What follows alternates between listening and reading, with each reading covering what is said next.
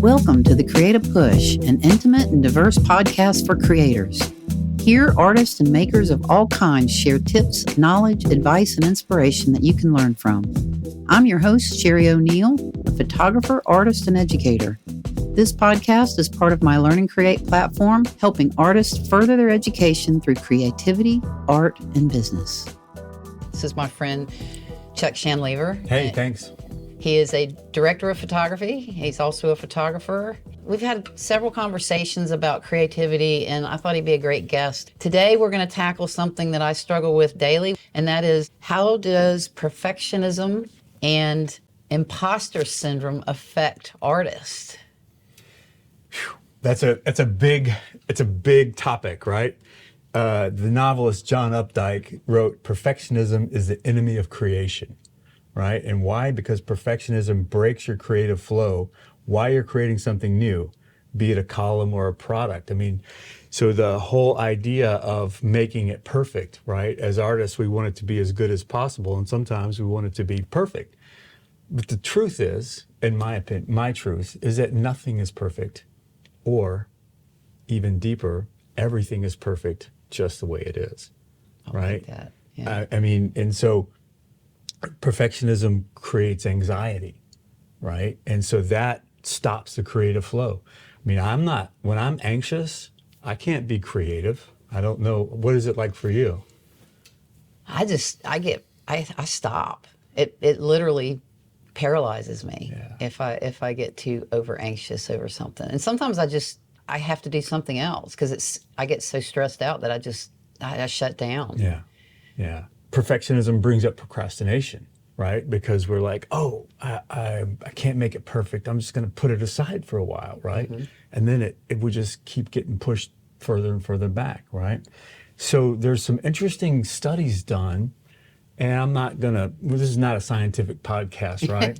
Right. But there's a lot of work being done that talks about perfectionism and procrastination as being a product of childhood trauma, of unresolved trauma, right? Of like, for example, as a child wanting to be perfect so your parents would approve of you. Because if you didn't get your parents' approval, or, there was something lacking, then trying to be perfect, right, to get that.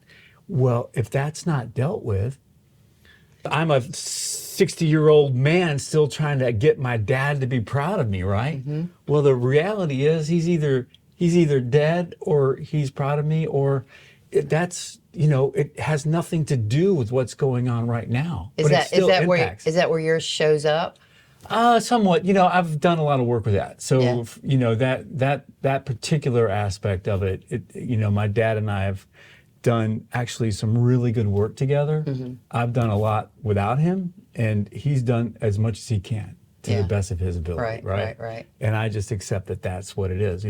For me to take this just a little bit different, like all the stuff that happened in my childhood, right? Some of it traumatic, and I've done a lot of work on childhood trauma.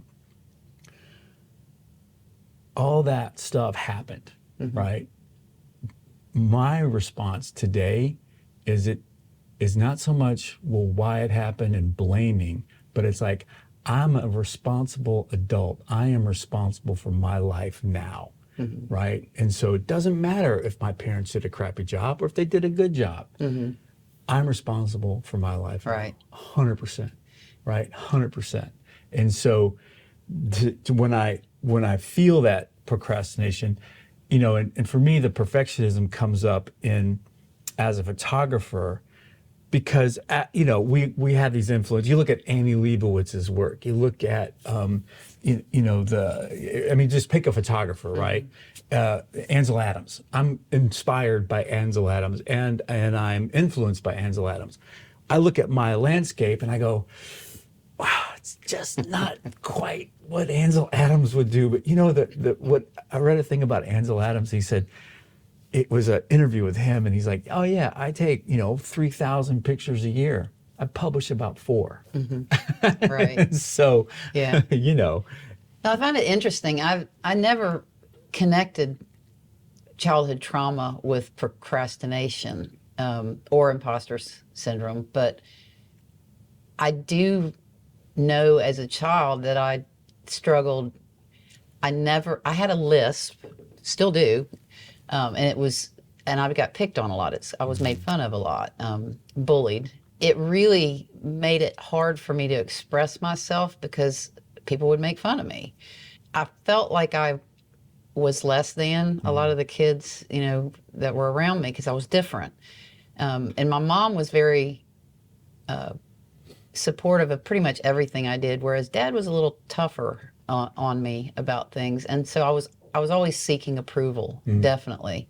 And I was the first. My sister was the last child. I was the first child. So you were the oldest experimental child, and I was the oldest. Yes, and I think that it's my opinion, but I think as an older sibling, your parents are a lot tougher on you, because I saw my sister get away with a lot more than I did. I always felt like I had to work harder. That's the story that I made up in my head, that I wasn't good enough, and those are things that I still struggle with 50-something years later, and that's what's frustrating about, I guess, the word trauma kind of scares people, but trauma can be big trauma or it can be little trauma. It doesn't matter. It's yours. It's your story. It's your trauma. Right? Whether it's big or little, it's your trauma.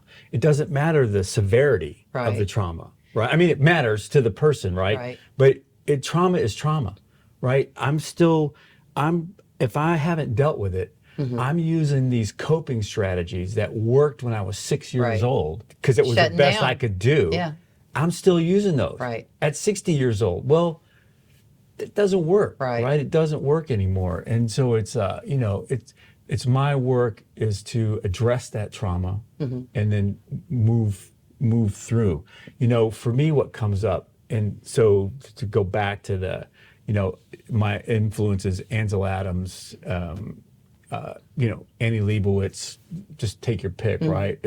And looking at my stuff, and I have enough experience, right, to go, I know what's good, right? I know what's not good technically. Right? You have your own comparison in your mind of what's good. And that's the thing, is that fear of judgment, right? I'm fearing being judged rather than just going, hey, this is a cool picture that I really liked. Right. I'm just going to put it out there. Right. And I've gotten better. Like it ebbs and flows. Nothing is always. But right? we're also living in a world where we put so much out there, and we open ourselves up to public criticism from people that don't even know us. Yeah.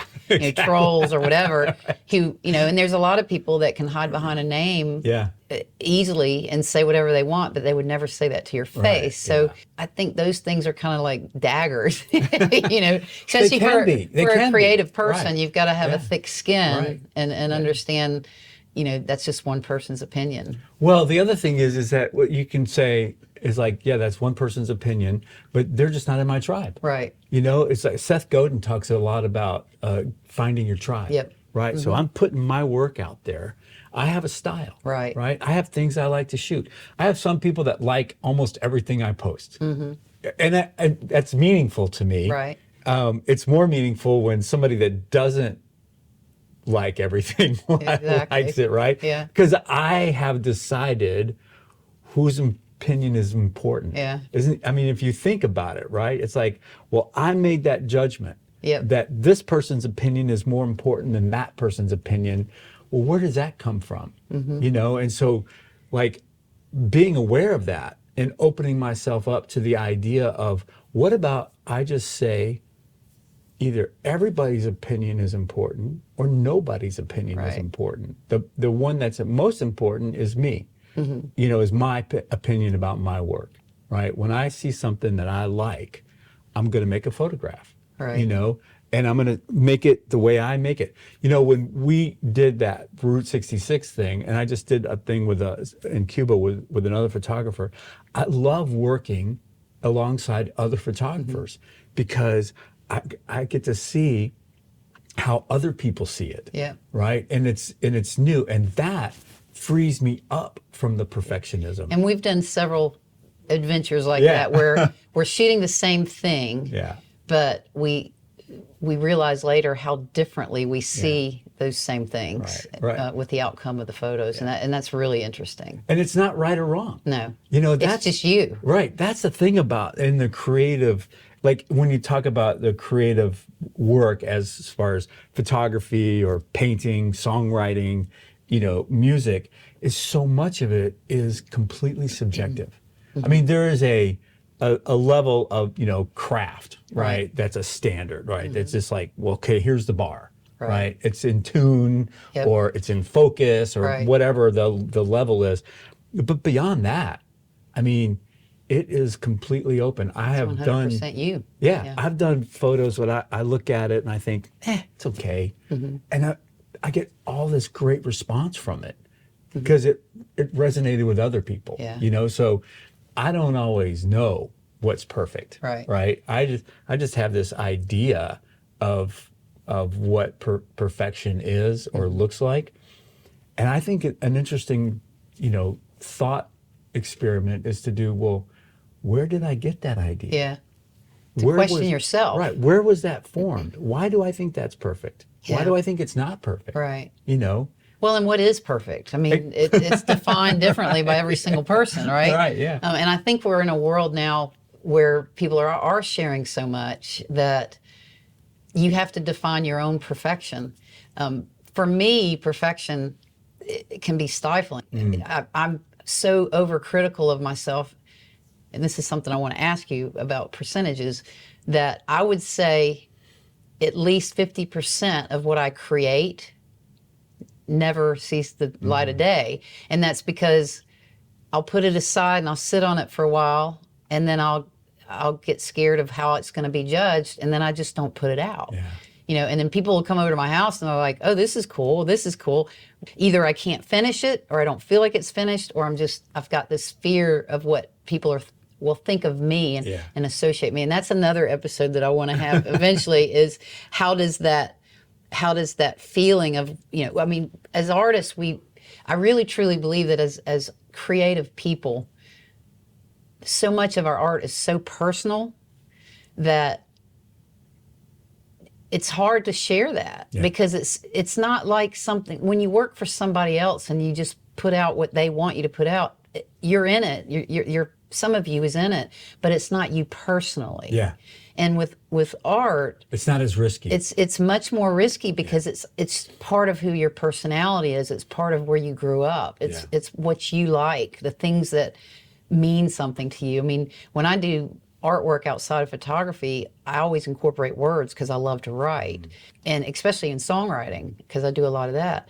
And the words that I use, even when I'm trying not to, it's still me in the songs, in the word choices.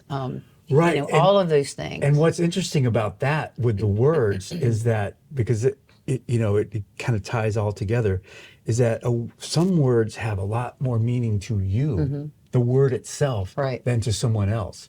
There are people that, and it never occurred to me, but I know several people who just hate the word moist. I hate that word. Well, it's like to me, moist has no power. It's like, well, it's the same as damp, right? I mean, but it's like, why does, I mean, there are words that have power to me, right? And where does that come from? And how do we decide what words have power? There are some words that, kind of as a society, we agree have power, right? But that changes. But it's a very individual thing, right? And it comes back to everything only has the meaning that we attach to it. Right. And that's, I think, where a lot of artists struggle online, because words also have different meanings to every single person out there, not just artists, but everyone. To everyone. And so the tone of voice, the word choices, the way that you express something in a sentence, we live in this world where everybody's being so deeply judged online by strangers, and just one sentence can have one meaning for one person and it can have a different meaning for someone else. Exactly. I mean, it's like the placement of commas. Right. I mean, it's like, let's eat, grandma. Change? Yeah. Let's eat, grandma. Right? Right. Let's eat, grandma. Let's eat, grandma. Exactly. And so the understanding that the meaning I attach to something may not be the meaning that someone else attaches to something. And my work is to do the best that I can with whatever, if it's a photo or whatever, it's just, If I'm creating something, if I'm making a photo, just did the best I can and put it out there. So what is the percentage of work that you create that does not get seen by the world? 80. 80%. I got a computer down here in my office full of pictures that have never been presented. Yeah. Right? Some are good, some are not. Okay. But it's like I'm working on doing better. And, so I just got back from Cuba. I shot a bunch of cars. I want to do a book. I want to do a calendar, a couple of last calendars. We talked about a book. I think maybe some T-shirts, but the vast majority of my work for myself doesn't get shown. Because that's personal work. It's personal. And yes, it's personal. And also, I've gotten to this place, and I'd be interested in your take, where like I put stuff out on Instagram. When I'm on a trip, I put more stuff out because I'm, it's like at night every day. Here's some stuff. But it's gotten to be where like, I feel like that when I put something on Instagram, which also goes to Facebook, but that it's lost after a day or two. There's no permanence to it. Right. And there's no permanence in the entire universe, Right. right? So it's like, I feel like sometimes I'm kind of throwing it away because I haven't done an actual show where I print my work on photographic paper, frame it, Right. since COVID. Yeah. The last one was right before COVID, right? I haven't done one. And that has a more I don't want to use the word permanent, it has a more substantial feel. And people come and judge, they judge it by buying it or not Right, buying it, right. right? I mean, or they like it or they don't like it, right? And if they like it enough, they buy it. I'm curious about you because some pictures will have like literally 100 likes on Facebook, right? And people go, I love your work, it's so great. It's like, well, you can buy it. If you like it, buy it. Right. Because that's the best way to show an appreciation to this particular Right. artist. Buy the fucking work. Right. Exactly. Well, I also think that it's got to be an easy method of purchase. And we've talked about that. You need to get that part figured out on your end. And I do too, because I've talked about it. With perfectionism, I think perfectionism is probably an element of imposter syndrome. I think it's it is. It's not necessarily a standalone thing because I think it's derived from fear. Absolutely. And I think imposter syndrome is basically comparing yourself to other people to the element or degree of not being able to, feeling you're not good enough to present something or, move forward with something. How do you feel about that? Well, I think it's true. The other thing that comes up, and it's an old kind of a 12-step thing, is that imposter syndrome comes from comparing my insides to your outsides. I like have that. no idea what's going on in your head. Right. But I know what's going on in mine. And it's a constant, like the Buddhists call the chattering monkey mind. Yeah. Right. And so the other thing to tie the imposter syndrome back to something you said earlier is that not feeling good enough and that feeling less than. What I've discovered is that the vast majority of people experience that. Yeah. We all think we're the only ones experiencing it. And it's not just artists, it's people in general. It's people, it's just humans. I mean, I like the Toltec, the Don Miguel Ruiz idea that we are all artists creating our life, right? Yeah, I agree with that. That we're all artists, whether somebody's a painter or a photographer or a songwriter, if they're a business person and with hobbies or no hobbies, if they're a parent or a child, we're all artists, right? And so the idea of the more people I've talked to over my life on a real connection thing, it's like everybody feels like a little less than, or like they don't have like everyone else got the instruction booklet but they didn't, right? And we all feel that way. Nobody talks about it, right? But that's what it is, right? The other thing about the imposter syndrome is that it's common, especially in creatives, people that make their living in songwriting, photography, whatever, just whatever the field is, right? And it comes comes from that place of being judged, of that I'm not quite enough. And I think it also comes from an idea of I am separate from the universe. When the reality is we are all an integral part of the universe. Right. We are all, every one of us. I mean, we're made up of the same stuff as the stars, literally, right? So if you take that idea and go, well, we're as much a part of the universe as every star. So I have this mantra for myself that says, I belong here because I am here. Right. The simple fact that I am here means that I belong here. Right. Because if I didn't belong here, I'd be somewhere else. Right. That's true. You know? And as human beings, we carry emotions internally anyway. Oh, yeah. So, and I do, I think the world that we live in is, this whole canceled culture also creates fear. Except, I think the older you get, the better you get with, I hope that you get better. So. Yeah. And it makes me, I worry a bit about the younger generations, because especially in this time of TikTok and Instagram, where everybody's on there sharing every moment of their lives, and then a lot of them emotionally aren't handling things, because mental health is a big deal. And when you're younger, I don't think you have the tools or the experience necessarily to understand that, unless you've been through therapy, to understand those emotions. And I think that depression is a big part. I mean, you always hear tough artists that has to deal with or terrible things their whole life. Kill themselves. They kill themselves. Was just at the Hemingway house. This guy won the Pulitzer Prize. Won a Nobel Prize. And can you imagine the voice in his head? Because obviously it wasn't working. He didn't think he was as good as he was. He's a functioning alcoholic. Yeah. I mean, and but he's got a line. He says, "Writing is easy, right? You just cut open a vein and bleed all over the page." Yeah. That's heavy. Yeah. It's just like, okay. Yeah. I mean, so, I think that mental health, the mental health aspect is a problem. And, more kids are killing themselves.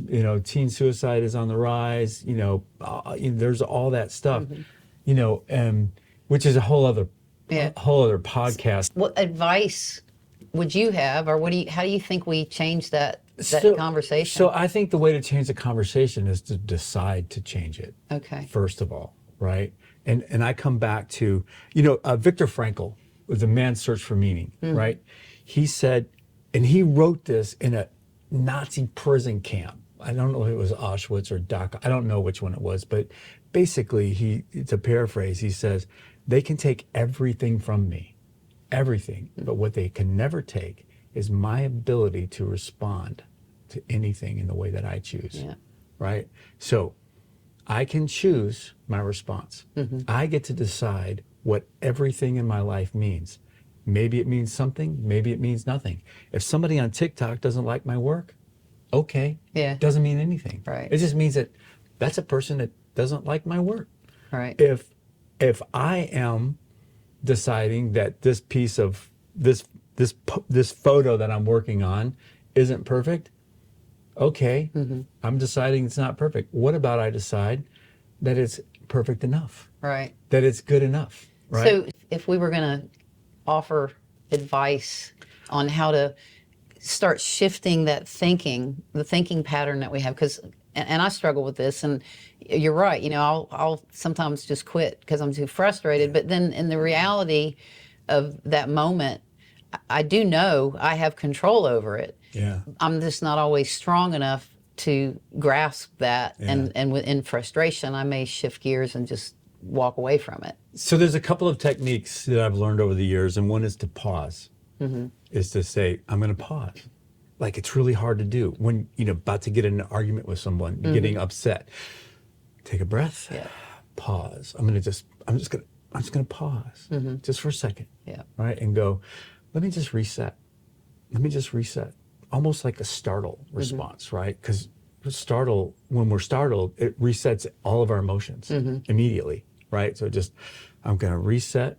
I'm going to just take a breath. I'm going to take a pause. I'm like, okay, first of all, how important is it really? What's going on? What is the self-talk?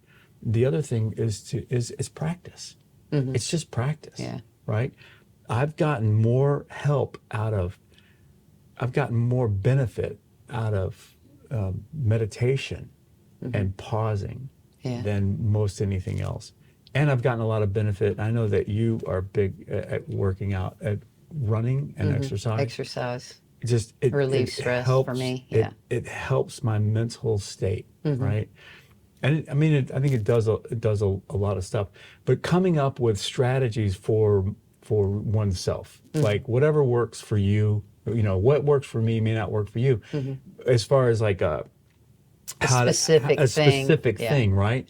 I think the best thing to do is I do it in the morning because it's the time that I have, is to journal. Like, okay, what's happening? What are you feeling right now? What am I feeling? What am I thinking? What does it mean? What are you struggling with? There's a book called The Artist's Way, and it is, great book. I've lost the author's name, but she has the morning pages, right? And you just write whatever, it doesn't matter. You write. I think they do 4 pages. I have the book. I haven't done the program yet. It's on my list, right? And it's just about writing. How much do you write each morning? I write at least a page. Yeah. I write a gratitude list, because that's the other thing that I wanted to get to, is that, with procrastination, with imposter syndrome, with perfectionism, when I'm grateful, that stuff doesn't matter as much. Because it really doesn't. And, I'll tell you that sometimes my gratitude list from day to day can be a little repetitive, but also I write stuff like, I'm grateful that I can go turn my tap on and I get clean, safe drinking water. Yeah. I've been places where that's not true. Yeah. I'm grateful that I can go into my shower, I turn a faucet, I get hot water right there We are very fortunate, with an indoor toilet that flushes. Well, just the fact that we can sit here and do what we're doing and share our thoughts and hopes and whatever. Yeah. I mean, we're so lucky. We're so fortunate. We are grateful. We are blessed. Yes. Whatever terminology you want to, whether that's a blessing from the universe or whatever higher power or deity you believe in, we have so much to be grateful for, right? And when I remember that, and so I am intentional every day. I write a gratitude list. And then I write about what's going on, whatever it is. And when I stay in gratitude, it's easier for me to let go of the work, to let go of the perfectionism. It's easier for me to let go, because that, to me, to bring it all back around, is the key, is letting go of my expectation, letting go of my hope of somebody liking it, right? People like it or they don't. Right. It's my attachment to that, right? Yeah. That someone, letting go what of is that. it? I can't remember who said it, but what someone else says, it's the meaning that you put to what someone else says, and that's within you. Yeah. And that's why you can change that. Yeah. Just because someone says it doesn't make it true. It doesn't make it true for you. Right. It may be true for them. Right. Fine. Right. Okay. And I mean, in that case, there is a relativism in the world, in the universe, right? That it's like, my truth and your truth may be different. I love the, in the 4 Agreements, Don Miguel Ruiz talks about, we're all having this movie, and we think that everybody in our life is in our movie, but really, they're in their movie. Right. Yep. And we're starring, we have a co-starring role in their movie. Yeah. We think they're in our movie. Exactly. Right? And so it's like, I've always found it interesting. I don't do it often, but every once in a while I'll go down the rabbit hole and I'll write all my thoughts down, and then I won't even think about it. I'll just put it out on Facebook. Yeah, you've written some good stuff on Facebook, Sheri. I'm telling you, I love it. But what's weird is, in the moment, I'm putting my heart and soul into something I'm feeling right then and there, and then I put it out, and then I'm like, oh my God, I need to take that down.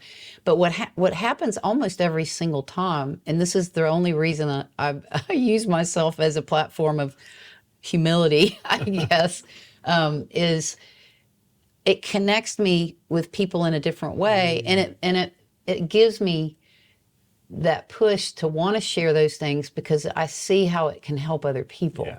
And I see that in the responses that I get, and most of the time it comes from people who hold so much in, they don't know how to release it. Yeah. And it's almost, I've had so many people tell me the words that I choose and how I express it out of my own humility, I guess, and vulnerability, is something they would say about themselves. They just don't have the ability to do that, or the strength to do that, or the courage to do that, whatever that is for that person. And what I love about that is the fact that I connected with someone and made them think about themselves in a way that connects us as human beings, because we are all connected. It doesn't matter we all have different personalities, but we are still human. We still feel things. We still, make meaning of things. And I think those are the things that when I let my vulnerability kind of enter the picture and I step outside of my self-judgment and procrastination, that always comes after I post it. But when I just put it out there without thinking about those things in the moment, those are when you really have the true when of connection with other people. And I think that's what art does. I think it does. When you find your tribe, like we talked about, when you find that group of people who do love whatever your style is, whatever your voice is, when you find them, that's the audience that you want to grow. And that's the audience that you want to nurture, because that's going to also feed what drives you to be an artist. Well, and hopefully it will feed your bank account, because we do still live in a capitalist society. But I wanted to circle back around, because what you're talking about when you do those posts, and I like I said, I love those posts that you do, is that you are putting your vulnerability and your authenticity out there for other people to connect with. Right. And that's how we connect as human beings. Right. It's like, I mean, everybody knows people with these bigger than life personalities that seem to, but they don't talk, they talk at people. Right. There's not a, hey man, it's like when you're talking to a child as a parent, when my kids were little, I would get down on their level, right? I would get eye to eye with my kids, right? Or children, so that it's a connection. Right. It's not a hierarchical, relationship. Being told, right? Because you automatically go in defense mode. When people do, right? And so that's where the beauty of art and all of this is that when we're authentic, right? I may think a photo is not very good, but if it's authentic, right? I'm part of what I'm about is finding the beauty within the profane, like the sacred within the profane, because you look at something and I like to shoot at, old cars, right?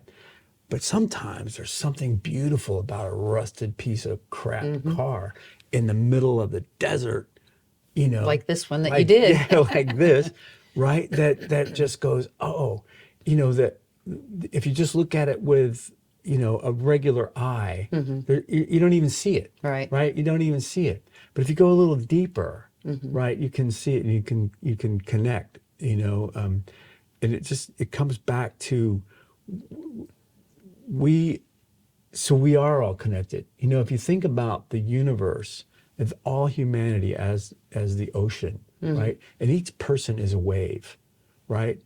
The wave comes out of the ocean. The wave is individual, and the wave has a particular period and a height, right? Yep.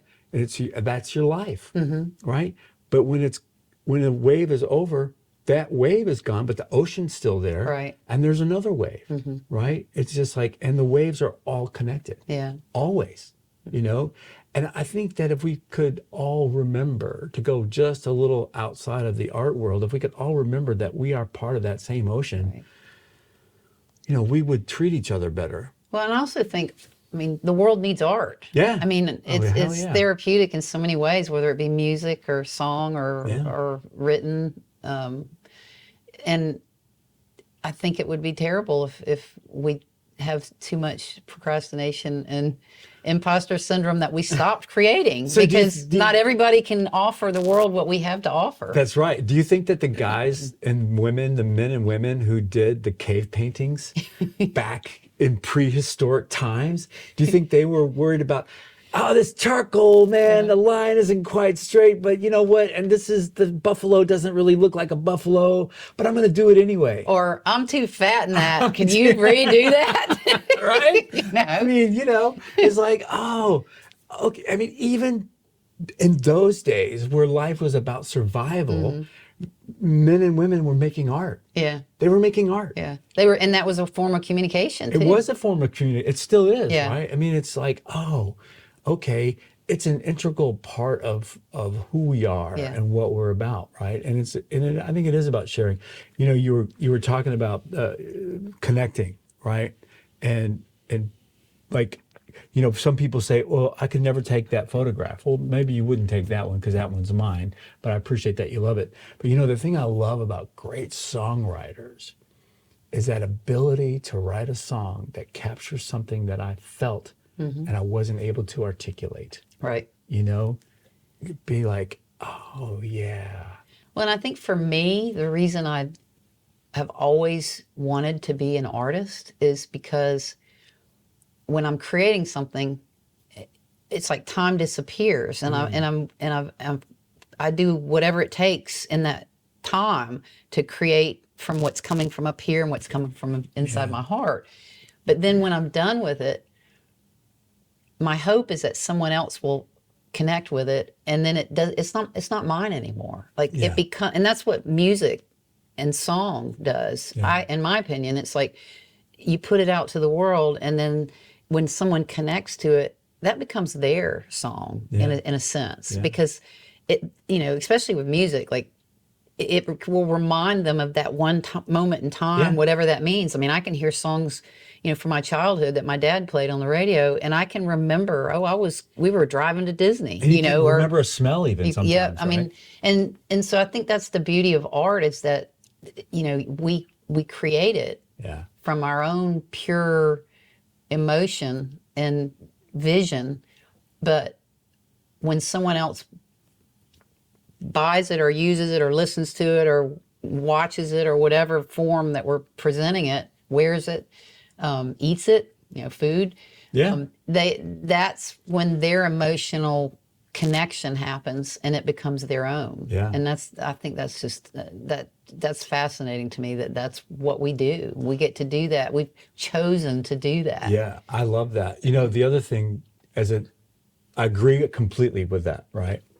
But the counterpoint, or the not the opposite, but the balance to that is, I would take pictures and make photographs if no one else was going to see them, because I am fully in the moment, right? Fully engaged when I'm out there doing whatever the connection of someone else is the icing on the cake. It is the icing on the cake, but I do that. I create photos because I have to, right? Because I can't not do it, right? I can't not do it. I mean, I'm going to walk around with a camera. So we were in Cuba. It's destroyed relationships for me. Clearly. Well, yes, my ex-wife, she I hate that, driving around. This is no fun. So I was in Cuba last week, and one of my buddies said, aren't you through taking pictures? I'm like, no. He said, you're never through taking pictures, are you? Like, no. He said, you've taken pictures of these cars for 4 days. I think you could continue to take the pictures until we leave. Like, That's why you're there. That's what I'm doing. Right. I'm going to go walk around. I'm going to photograph things that I find interesting, people that I find interesting, and whatever that I find interesting or compelling or something.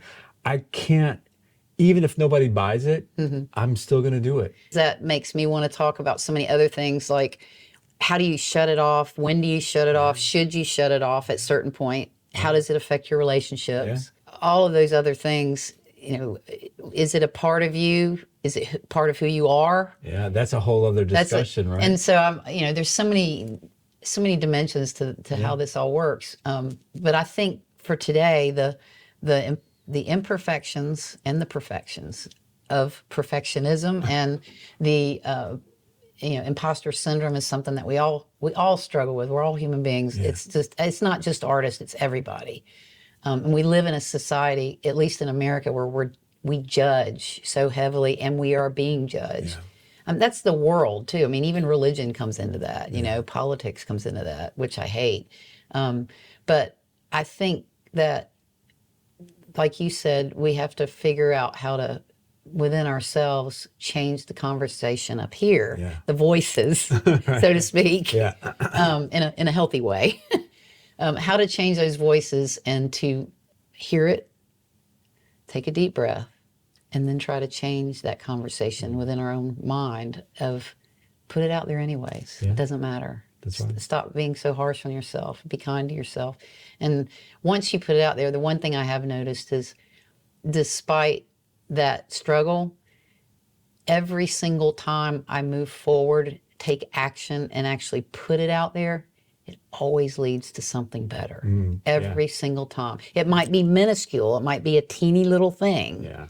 But every single time, it leads to what's next. Yeah. And I think that's so much better than being stuck in that world of judgment, self-judgment, and beating yourself up for it.